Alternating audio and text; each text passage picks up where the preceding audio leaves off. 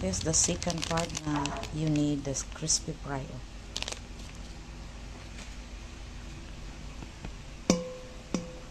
So what you're going to do is to dip this one here.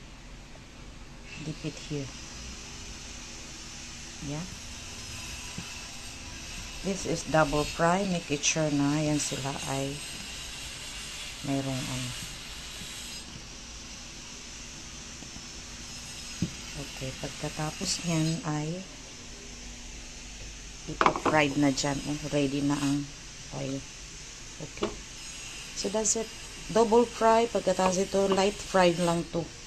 Just light brown and then take out. Then palamigin, tapos i-fried mo uli siya. Yan ang sinasabi double fry.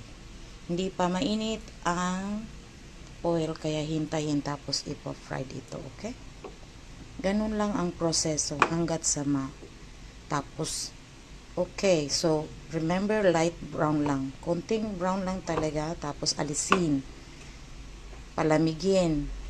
Tapos i-fried siya uli. Na wala nang ganito, wala na siyang, hindi na dadagdagan ng ganito. Just palamigin lang after you fried. Palamigin, tapos i-deep fry mo uli.